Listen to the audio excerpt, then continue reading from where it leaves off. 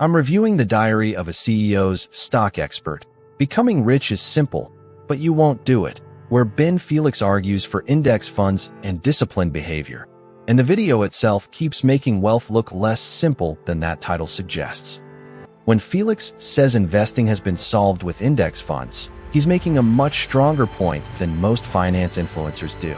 Broad diversification, low fees, and patience are brutally difficult for active strategies to beat. But solved portfolio construction is not the same thing as solved wealth. His advice to stop obsessively checking your portfolio is one of the episode's best sections. Frequent feedback makes normal volatility feel like constant danger, encouraging people to take less risk or meddle. Here, psychology isn't motivational wallpaper.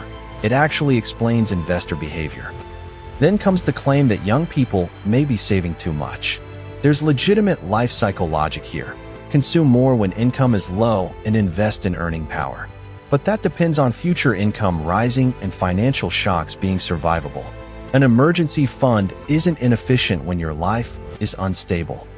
Calling not earning enough a financial mistake is where the title's pressure becomes uncomfortable. Skills and choosing a better paying market can absolutely raise income. But wages also reflect health, geography, caregiving, immigration status, and labor market power. Agency matters. Agency isn't everything. The $10,000 to $150,000 example is excellent teaching and dangerous shorthand. 7% compounded for 40 years is arithmetic, not a promise. Taxes, inflation, and uncertain returns disappear from the headline number. Felix deserves credit for immediately adding the value you might get from spending. The rent versus buy section is probably the episode at its best. Mortgage payment versus rent is a terrible comparison if you ignore property tax, maintenance, capital costs, and liquidity. The 5% rule is useful because Felix openly admits some of its own assumptions may be too conservative. The controversial retirement paper is also treated more seriously than I expected. 39 countries, historical data going back toward 1890, and roughly 1 million simulated lifetimes. That is substantial evidence.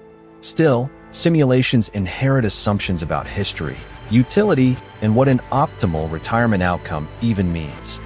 So the paper's 100% equity result is provocative, not a commandment. Felix calls the result controversial and elsewhere stresses risk tolerance. That qualification matters enormously.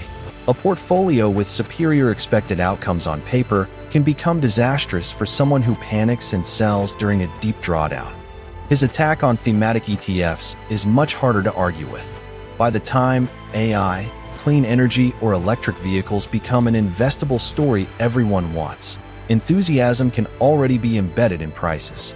Loving a technology and earning excess returns from its stocks are completely different propositions. That leads to Felix's strongest intellectual point. Thinking Tesla makes excellent cars isn't privileged information, and professional managers who outperform for a period don't reliably keep doing it. The case for indexing isn't that nobody can win. It's that identifying tomorrow's winners beforehand is brutally hard.